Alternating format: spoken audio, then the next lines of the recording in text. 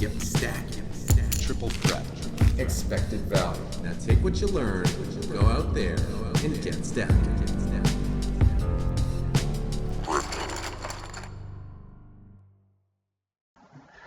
Hey, I had a short break, and now coming back to where we started off. I had the hammer threes.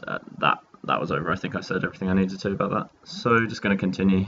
This is the stage in the tournament where the antes are becoming reasonably significant in terms of people's stacks. We have a larger than average stack. I can't remember what the average was at this point, but we can just assume that based on the table around us, we probably have about 1.5 times average, maybe a bit more. Queen deuce. Yep, defending against Nacho.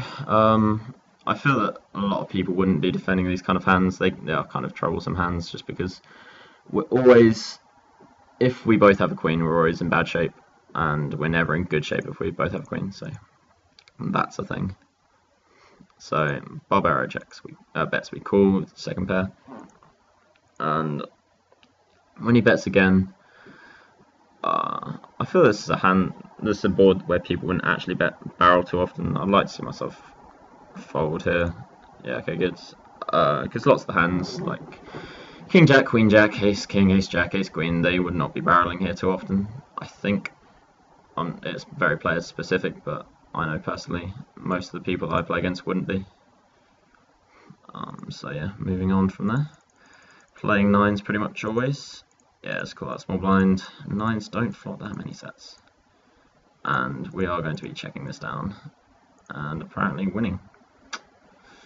Yes, there's no point in betting at any point in the hand. We never get called by worse and we never fold out better.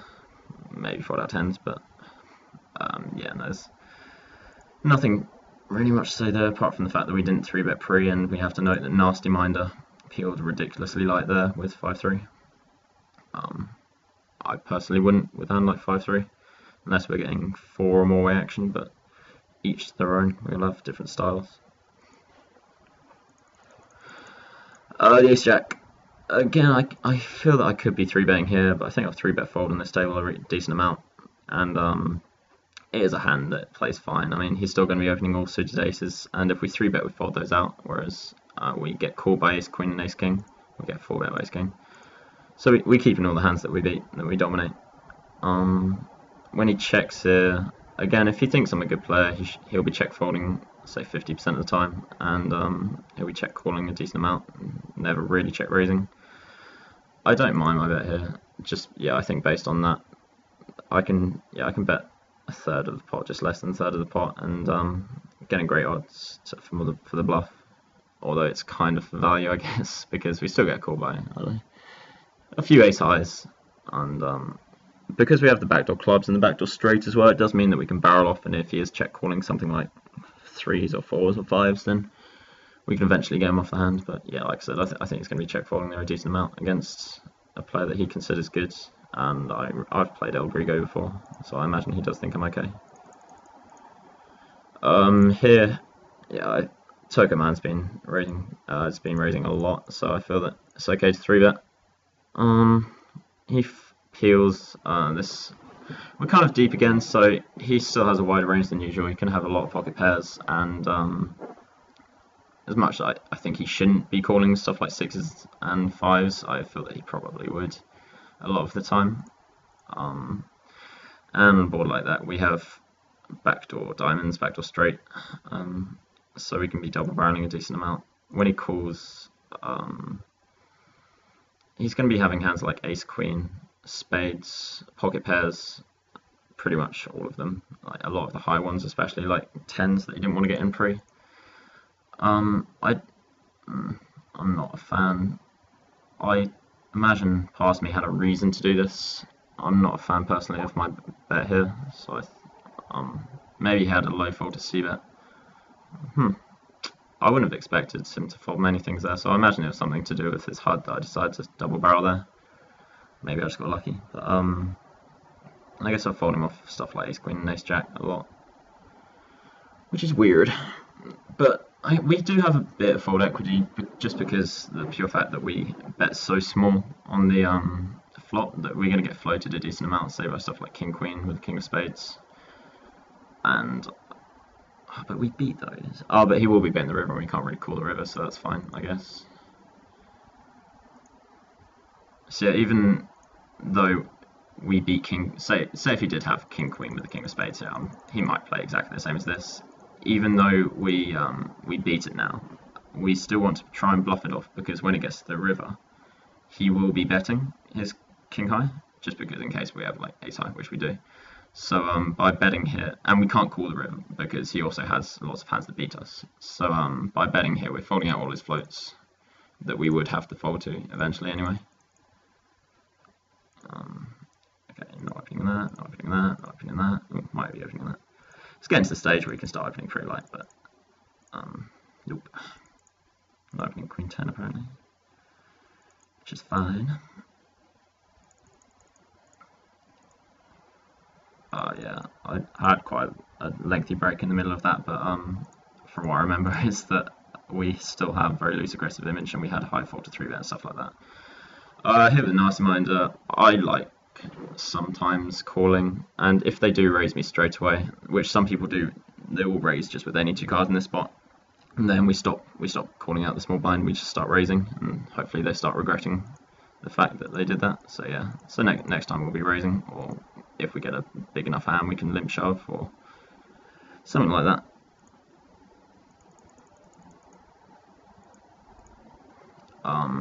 Here with king 10, I guess I don't mind calling here. Yeah, we can't 3-bet. I don't really like folding because we're so ahead of his range, so that's fine. Thought the nuts, so we just need to be thinking how we're going to get value from this. I don't mind just open shoving here because he's always going to be calling with stuff like ace jack, ace queen, in which case there may be situations where he would fold that at some point if it came like a king. But we do have the nuts, and especially because we have the 10 of hearts, we don't really care about hearts coming out, and we're just going to let him do his stuff. So yeah, obviously if he's check folding on that board, he probably just had undercards or an underpair or something. So yeah, we couldn't have got much more value. There's an argument for checking back and letting him bluff the river, but I don't think it's that much of a credible argument. Probably would open this if folded to, but not with Turco there.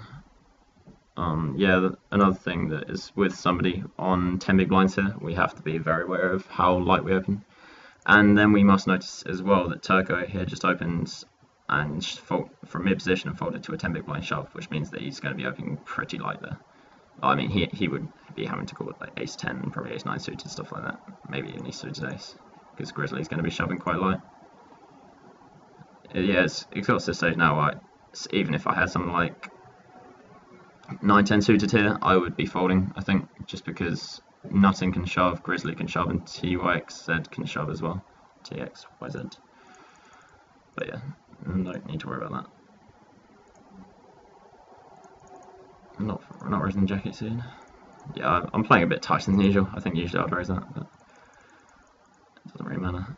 Yeah, we get raised. I think it's not quite strong enough to shove, just because when we get called we're in such bad shape against the 20 big blinds, and I think it's too strong to 3-bet fold. When I say too strong, I mean that when we 3-bet we're going to get shoved on a lot, so we would like to have hands that we're 3-bet folding that we don't really care about being shoved on. So I'd probably be 3-betting sometimes stuff like Jack 4 offsuit, Jack 4 suited, stuff like that. But yeah, King 9 I think is just too ahead of his opening range, but not quite ahead enough to shove. Yeah, so he c-bets and we float with an overcard and a gut shot. That's kind of standard. I don't mind checking back here. I feel that he could be check shoving quite often, and we can still have Jack X and stuff like that if we check back here, so we can still bet the river. But when he bets, we're folding. He probably was check shoving if he's betting the river there. Equally, he may have been doing that with there, but I doubt it, as we can still just have something like 10 Jack and we'd be calling the river. So that's fine. Grizzly shoves, gets through. Suit King here. Yeah, I think even though there are 2 shove stacks there, I think it's fine, just because I think we are calling off against Nutting but great. We're probably not calling off against. We're definitely not calling off against Grizzly, but you know they actually do need a hand to do this with. Aces. Yeah. So finally we get a hand that we can 3-bet for value properly, and he calls, and no more action for us. Yeah. Well, bear in mind that that's twice that Turkoman's called a 3-bet out of position. So when people start calling 3-bets out of position instead of folding or 3-betting, which some people do, we need to construct a range that plays well post flop. So we'll be 3-betting more stuff like suited connectors, because when he does call, we'll have more post flop playability. Whereas if a player were only 4-betting or folding, then we wouldn't want a 3-bet hand like 8-9 suited, because we're never going to get to see a flop, and it flops really well. So we'd be flatting more against those players. So against Turco, yeah, we'll be 3-betting hands that are more playable if we do 3-bet. And pick up kings. And yep, same sizing again. People will probably be starting to play back a bit more. There's always an ace. There's not always an ace. When it comes ace high, I don't mind checking here and I don't mind betting here. I think checking's... I think I prefer a bet actually. The good thing about checking is that there aren't really any cards that we don't like. So because we have the king of diamonds as well, we've got backdoor nut flush draw, and obviously there aren't any more overcards that can come out, so there are pretty much no cards we don't like. So actually, I wouldn't mind going either way. The thing about checking is sometimes they bluff us off, like sometimes. But yeah, we're just gonna bet, and he's gonna fold most of the time just because it's an ace high board. So do not panic. Even when you 3-bet kings and it comes ace high, there are merits to both checking and betting. So I think it's very dependent on the situation. So yeah, we open. We've been really loose lately, and we get shoved on by a 10-bit blank stack. We're calling with eights and probably losing that. Yeah. Oh, rivered. So sick. And we are getting quite a lot of hands. Here with kings, I think, yeah, 3-betting again. We've been 3-betting loads, and people haven't been doing much. It's quite an annoying flop when this happens. You'd just rather see something like deuce 3 queen or something. But yeah, we're probably not getting too much action. It's good to keep in mind though that Geo here can have aces quite often, just because it's a really good spot to slow play when I'm so polarized. And by polarized I mean I either have a really strong hand or I have a bluff. So if he had aces here, it'd be a really good spot for him to call and not shove, because he's going to stack most of my hands like kings anyway on most boards, and he's going to get more value from my bluffs. But he did not have aces. If he did, then he's a sicko. We're not involved in that one. No need to watch. And again, people shoving. Would open this as folded to. Could 3-bet, decide not to. I think Nacho's been playing back a lot and hasn't opened for a while.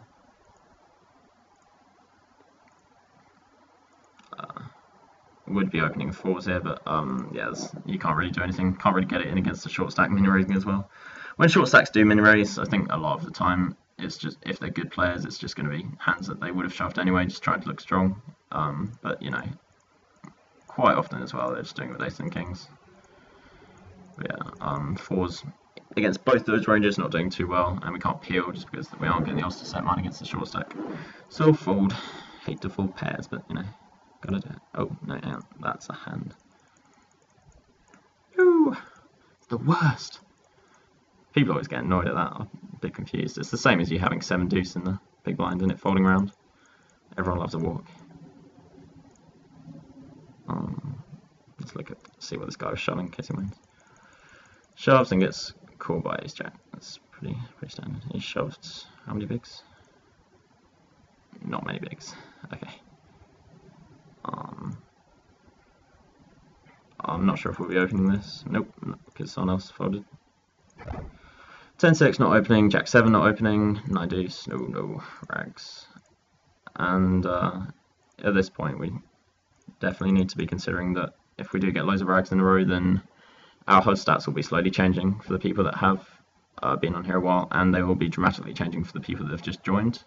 I think it's just a really important thing to keep in mind that if you have something like 20 hands on a player, even if you have been playing loose the whole tournament, but if you folded the last 20 hands, then they'll see you as a tight player.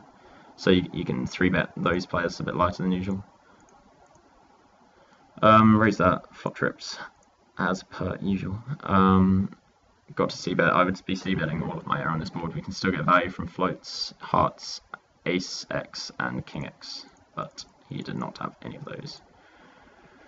We'll be opening this if folded to, but we got a shover. I haven't been paying too much attention. I'm not sure if the add-on period has come yet.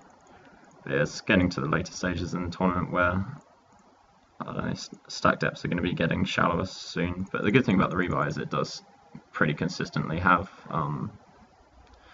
quite deep stacks. I raised the 5-4 suited from early position, I think, just because I'm kind of deep with the 2 players in the blinds, and Turco does like to peel quite wide, and I've been folding the last few hands, so I think that even though it is ridiculously loose, it's fine just because it's a hand that has implied odds, and if you're deep in a position, that's pretty much always going to be a good thing. We get shoved on, we fold. King 10, not quite the same, just because first of all, there's a new aggro player to the table, and sometimes people just love to play the first hand, and second of all, it's not got the same kind of implied odds, and we have just raise folded from early position. We get a shove and a call, so that's going to be 2 reasonably strong hands, and Turco, our friend, has gone short stacked. 1 second. Hey, I'm back, sorry, flatmate just got back.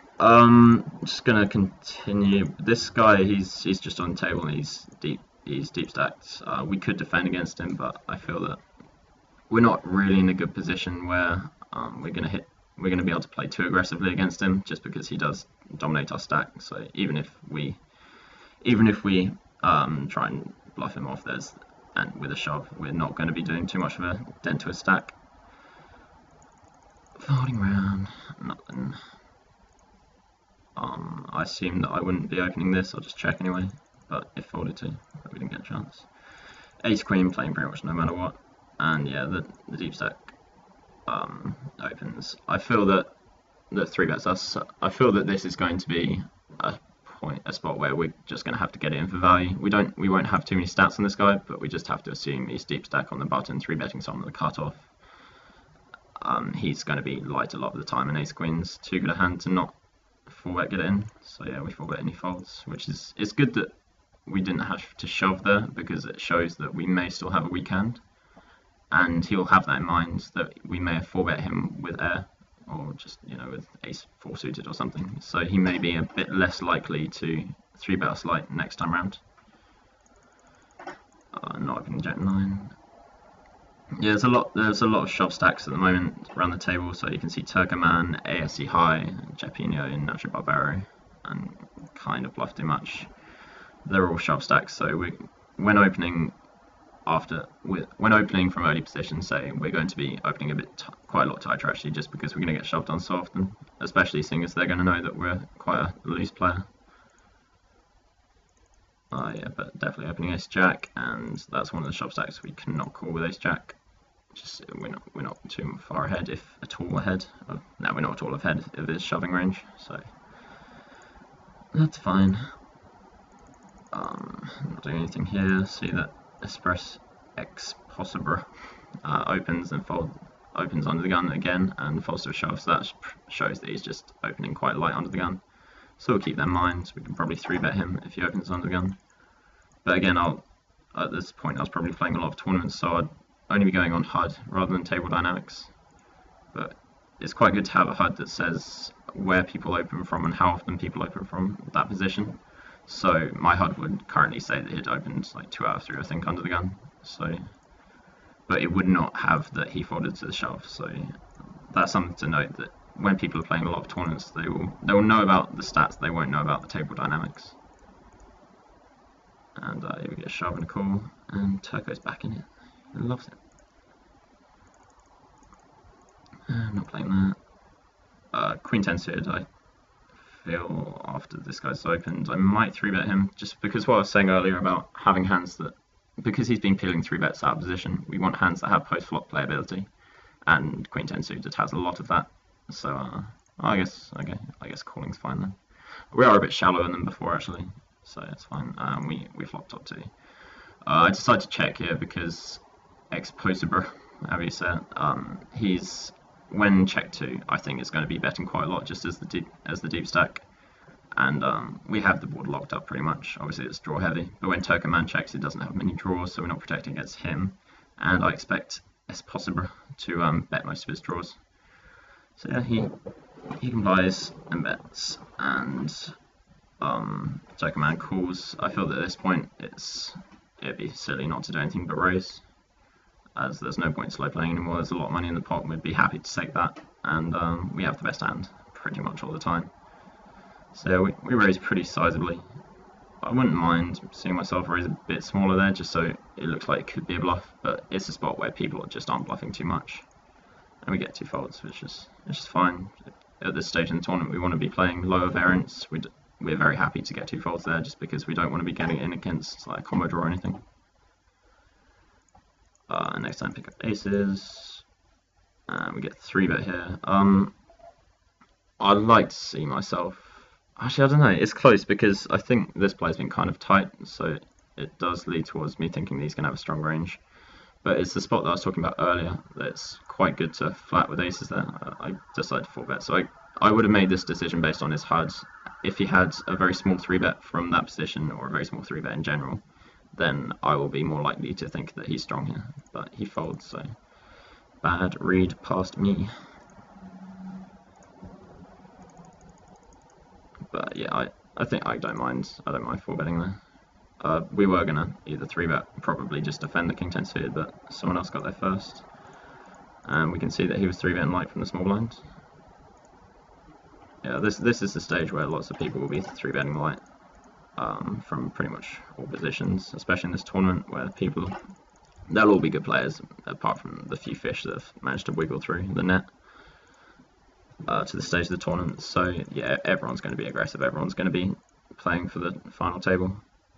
No one really wants to min cash that much, although it is noted that the min cash on the Sunday rebuy is quite sizable. It's like $700 where if you only bought in once and didn't add on, it's only $109.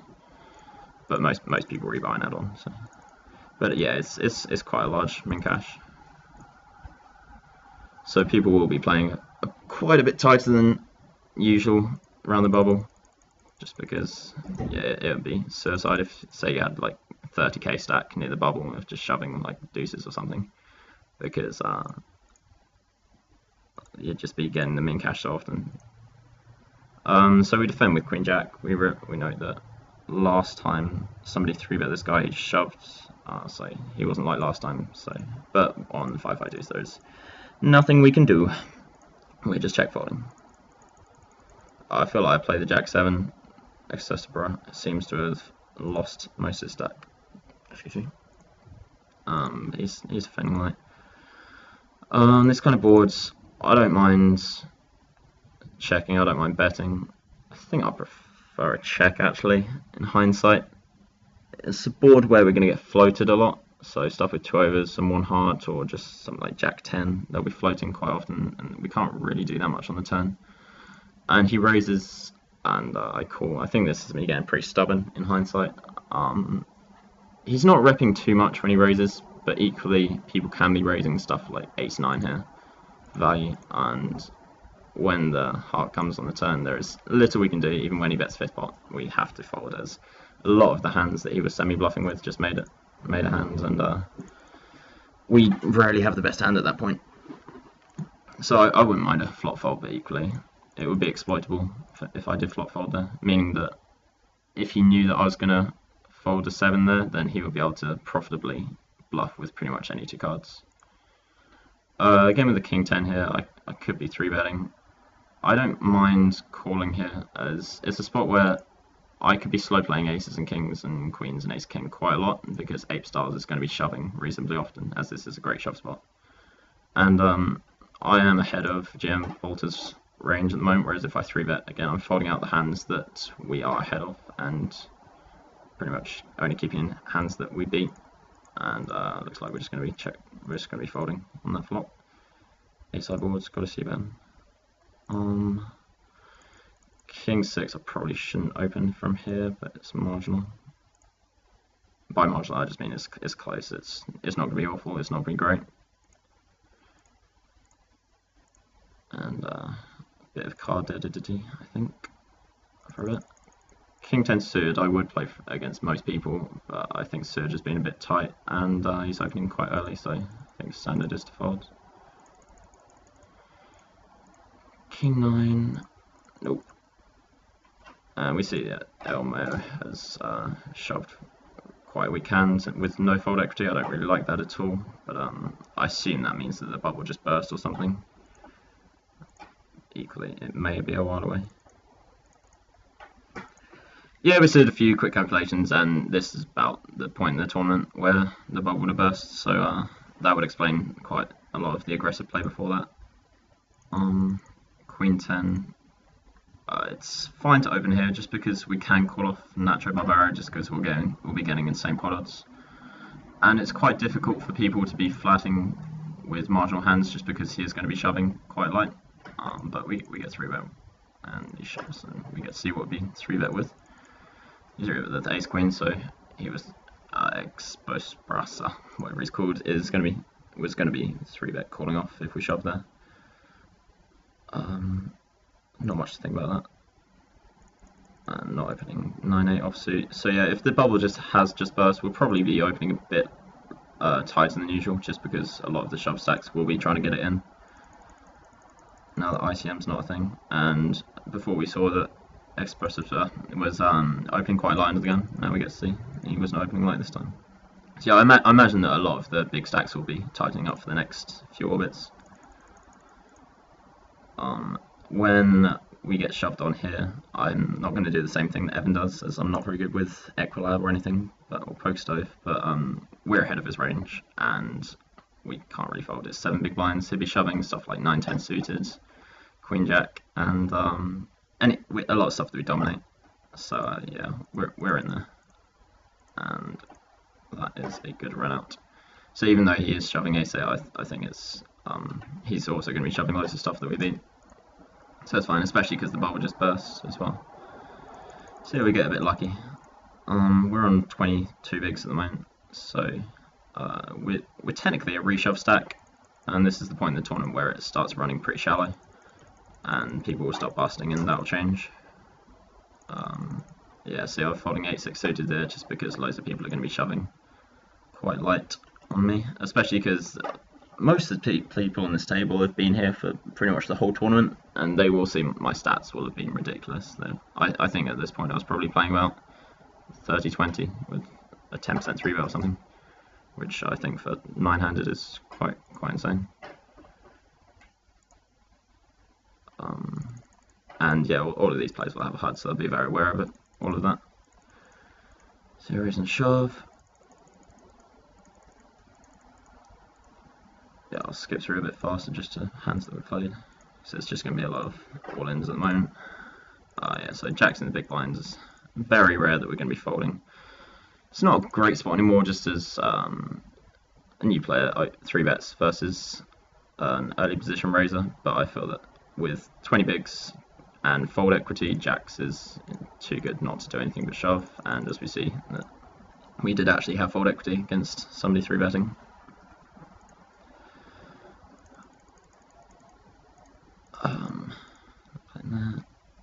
Probably not opening King 7 on the button, just into a shove stack. Ace Jack suited, I think I would fold here, but past me may have done something else. No, that's fine. Just because we're not really dominating too much of his opening range, and even if we do and we flat, then we can get played back and we get squeezed by Exposbrasa. And what if God can shove? So yeah, even though it's a really good hand, we pretty much have to fold there. I think there would be an argument for 3-betting if maybe he was a really loose player, but I imagine he wasn't that loose. Aces, pretty perfect spot. I imagine we just shove, yeah, and get in against queens, and that is the part of the tournament where, yeah, you just got to be lucky at some of these spots, because if I had the queens there and he had the aces, it'd be going exactly the same way. So it's just fortunate, and not really much skill involved in those kind of things. 7-6, we've seen Turco open so much from late position, and I feel that from what we've seen, we have a small post-flop edge. I'm happy to take that, and with the amazing pot odds that we're getting, just peel quite wide. I'm quite an advocate of peeling wide in the big blinds anyway. I'm just wider than I think most people do. Just because there are lots of things that if you're a bit competent post-flop you can do, even if you don't flop the best hand. We see Turkoman, 4-bet jamming, Queen 8, which I am not a fan of. And there goes his tournament life with Queen 8. So yeah, I probably wouldn't be doing that in his spot. We can open there on Surge Nuts because we can't get flattered by Expositobra. We can get 3-bet by him, but it's a point where Surge Nuts can't be shoving too light just because he has no fold equity and we are calling him off even with 10-7. And yeah, so we basically have one player to get through, so that's fine, especially in position, kind of deep, but no such fun. So yeah, again, I think generally isn't how I usually play, but we just have a really high fold to 3-bet at the moment, so we need to be tightening quite a lot, apart from the players that haven't been at the table, so Black 8-8 and Player Please included, or players that I would have played against before that would know I hadn't. With 6s we defend, and when he checks back he generally has some kind of showdown value, or something like Ace Queen maybe, and when he bets the turn, apparently I'm calling. I do not think that's good. That's wrong. Don't do that. Yeah, I feel that once he checks back and bets, he's always going to have some showdown value, so that was, yeah, bad. Don't do that. Here we GM vault him in 3-bets. We could re-isolate the short stack, but I'm not a fan. Let's see what they have. Yeah, so Surge Nuts. We're just doing the thing that I was speaking about earlier when you min raise on a short stack just to make it look like a premium, but I feel that on this table, in this tournament, it's not going to make too much difference because people already know that that's a thing. Definitely playing 8s if folded 2, and probably if not anyway. On 32.5 big blinds, we could 3-bet get in 8s. I feel that it'd probably be best actually, just because QC is going to be folding to the 3-bet so often. So we're on the stack size where he can't really peel too much out of position. He can't call with bad hands. So he's going to have a value hand to play back against us, and you know we're ahead of a decent amount. He might shove all the pairs, deuces through 7s, and we might be getting in a flip. And I think just with the fold equity added to that, it's best to just 3-bet get in. We get 4-bet by Player Please, and I think I remember Player Please and I having a bit of history, and I think I remember that I had stats on him, so I imagine that if I shove here, it will be because he had a decent enough cold 4-bet percentage, and if I fold, then it will be because I think he's tight, and I shove and he folds, it shows that people are definitely willing to mess around quite a lot pre-flop in these stages of the tournaments, and I think it's decisions like that if you fold, you're playing lower variance style, but it means that you're not going to be getting to the final table as much in tournaments. It means you are going to be busting a lot more, but all the money's at the top, top 9 spots, top 3 spots, whatever you want. So it's a lot of those spots where if it's close, whether you shove or fold, I think it's probably usually best to shove in this stage of the tournaments especially. Whereas at the earlier stages, then maybe not. We'll probably be opening ace-8 suited, I hope so. We get flat by Expositobra, so we can involve all pocket pairs, well, not quite all pocket pairs, but the medium pocket pairs like 6s through 9s, I think, maybe 5s, maybe all pocket pairs depending what kind of player it is, and then suited broadways and slow played hands like aces, kings, queens, obviously not aces anymore. So on that board we are going to c-bet reasonably small. When we get called, I'm expecting him to have a lot of floats here, stuff like king, queen quite a lot, and sometimes spades, because he wouldn't raise many of his spade combos here, I think, because he would have no fold equity against an ace-x hand, and other hands he would be able to fold out at other points in the hand. So if I had something like, I don't know, king, queen, and I was c-betting this, and he had 7-8 of spades, he wouldn't need to raise because I would be check folding the turn so often. But saying that, I feel that checking here would be best. There's only one ace left in the deck, so it's unlikely he has an ace, especially because he 3-bets most of them before the flop. So there won't be much value in me betting to try and get stuff like, I don't know, pocket sevens to call, just because I feel that they fold to a turn barrel. And by checking, we get value from all of his floats and spades and everything like that. So he bets 10k, which is I don't know, an odd sizing, but I guess it's fine.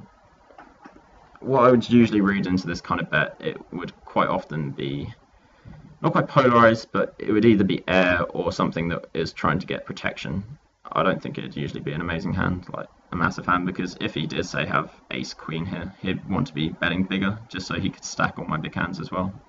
So if he had ace queen kings, then he'd want to be betting an amount that he can get a bigger bet on the river in. So I don't like his sizing too much here. Just whatever he has, it may be, in hindsight, a good sizing, but I don't think it is. And it goes check check. I expect to see something like tens, or maybe that's just my memory. But equally, yeah, I think he was just betting that for protection.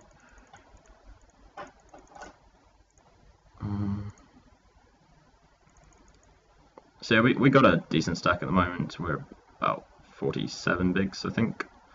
So we can do a bit more bullying of the shorter stacks. I assume I'm not pinning that. Yeah. But yeah, again, Exos raising under the gun, so he's going to be having quite a wide range there. I know a few years ago it became like it was a new thing that an under the gun steal was a new thing, and I think a lot of players still use that. They open a lot wider under the gun than they would say from mid position, just because it looks a lot stronger and you get a steal through quite a lot. Ace deuce definitely raising at this point.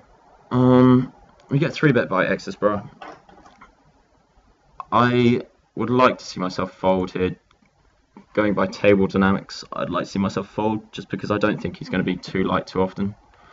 But as I said, I was playing a lot of tables at the moment, so I was only going by HUD. So I probably would have looked up, seen that he had a high fold to 4-bet, and I imagine I 4-bet here. Yep. And yeah, he shoves and we have to fold. I'm not sure about my sizing actually. I think that was bad.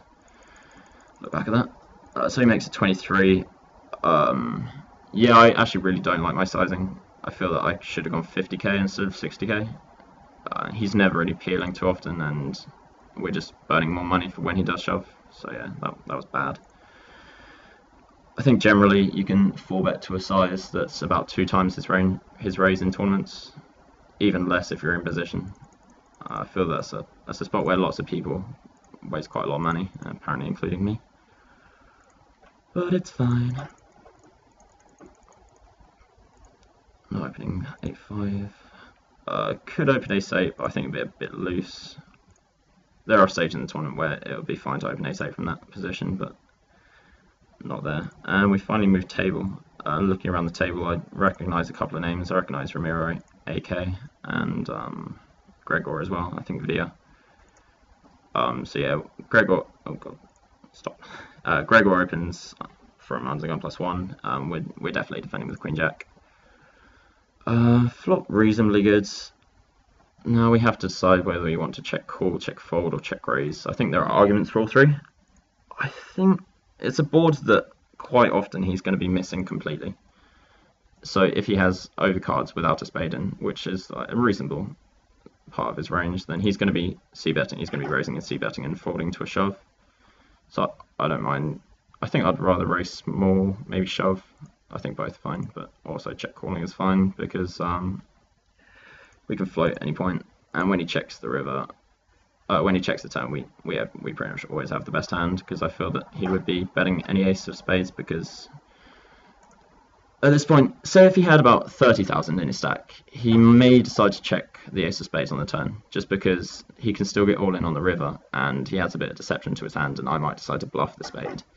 But when he has 80,500, I think that most of the time he'd be betting the ace of spades, just to try and stack me when I have the queen of spades, or maybe jack of spades.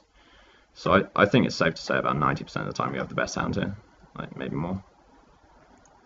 So yeah, we make a value bet. And sizing here, the 60k in the pot, I feel that quite a lot of people level themselves in this spot if they have something along the lines of, ace queen no spade, or just anything with no spade. They just level themselves into thinking that I'm trying to bet them off a chop, and by giving them good pot odds, I feel that a lot of people will decide that they have good enough odds to try and call for a chop. But luckily he had the one spade, and we could have got more value from, but I feel that this is fine. Another option would be to shove for the river. I think I would shove there against a player that I thought very, very capable. A thinker.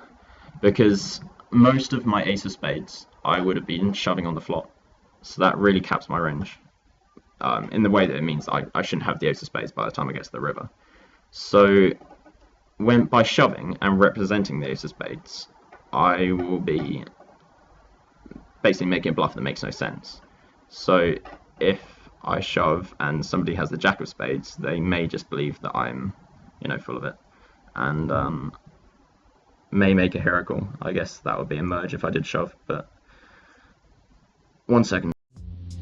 Yeah, we get it stacking. Grips.com, tell you how to get it stacking. The flops I be smashing, the pots I be blasting. Grips.com, tell you how to get it stacking. When the main event, man, that could never happen. The Grips.com, tell you how to get it stacking. Now you're picking up traction, getting action. Grips.com, tell you how to get it stacking. Stack it up, cash it in, damn I win again. Many friends come to play, cause I'm on the internet. Better yet, I flop the turn and take a chance upon the river. I'll bluff you with the 7-2 offsuit, whatever's clever, call you all in while your chip stacks falling. Better believe the dealer, cause the game just started. Don't know the rules, you bet it all and then you risk it. If you wanna learn it, you should go online and hit up Gripsit.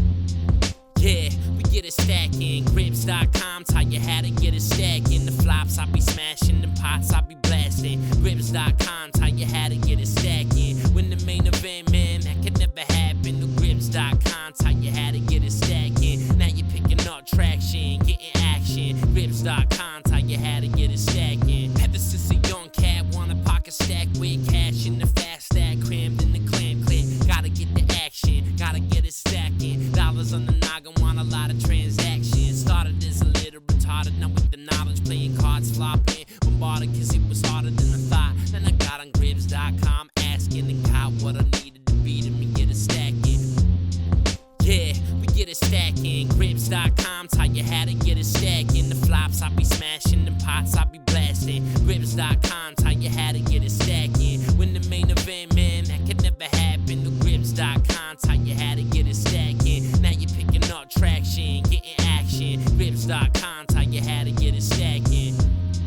Yeah, we get it stacking. Grips.com, tell you how to get it stacking. The flops I be smashing, the pots I be blasting. Grips.com, tell you how to get it stacking. When the main event, man, that could never happen. The Grips.com, tell you how to get stacking. Now you're picking up traction, getting action. Grips.com, tell you how to get it stacking. Yeah, we get it stacking. Grips.com, tell you how to get it stacking. The flops I be smashing, the pots I be blasting. Grips.com, tell you how to get it stacking. When the main event, man, that could never happen. The Grips.com, tell you how to get it stacking. Now you're picking up traction, getting action. Grips.com, tell you how to get it stacking.